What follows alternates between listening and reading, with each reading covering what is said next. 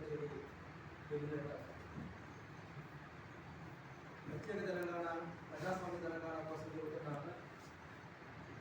ఉద్యమంలో 1997 వరంగల్ సభ జరుగుతున్నప్పుడు అంతకుముందు కూడా నేను వెలుగుగా గురించి పాటలు అవి విన్నాను, కానీ ప్రత్యక్షంగా చూసి ప్రత్యేక తెలంగాణ క్యాంపెయిన్లో అక్కతో పాటు నేను పాల్గొన్నాను.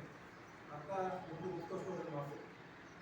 నేను సాయిబాబా గురించి నేను మాట్లాడే ముందు పెళ్ళిళ్ళంతా జోహార్ చెప్తున్నాను. జోహార్ పెళ్ళిళ్ళంతా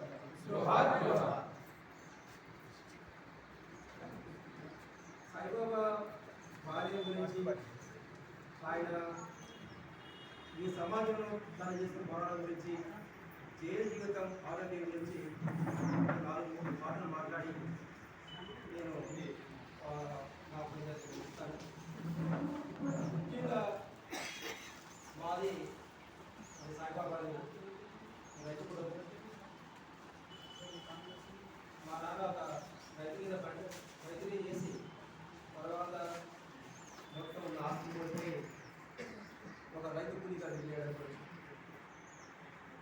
అయితే మొదటి నుంచి కూడా సాయిబాబా చిన్నతనం నుంచి అంటే 5వ ఏట నుంచి ముందు నుంచి తీసుకుంటే 5వ ఏట వరకు సాయిబాబాకి పోలియో అనేది 5 సంవత్సరాల తర్వాతే పోలియో వచ్చేసాడు.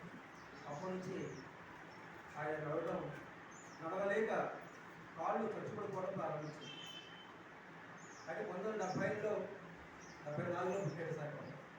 అప్పటికి పోలియోకి సంబంధించిన మెడిసిన్ కానీ, వ్యాక్సిన్ కానీ, లేదా ఇతర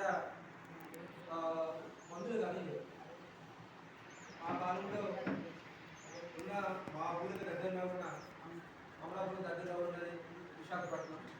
అక్కడ ప్రభుత్వ హాస్పిటల్లో మాకు చూపిస్తే ఇది పోలియోకి సంబంధించిన మెడిసిన్స్ ఇంకా రాలేదు, కాబట్టి మేము ఏం చేయలేమని ప్రజాపం చేయాలి.